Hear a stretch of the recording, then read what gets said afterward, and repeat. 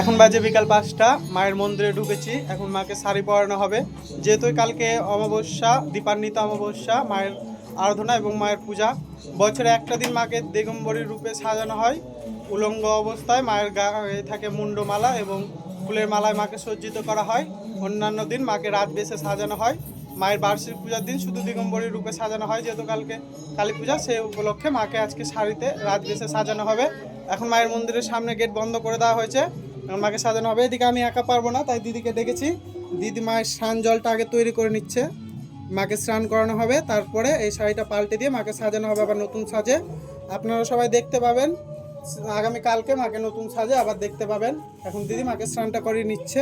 মাকে শাড়ি পরানোর ভিডিও দেওয়া যাবে না, যেহেতু ভিডিও শাড়ি পরানোর সময় করা হয় না। এটুকুই রইল, সবাই ভালো থাকুন, সুস্থ থাকুন, মায়ের কাছে এই কামনাই করি।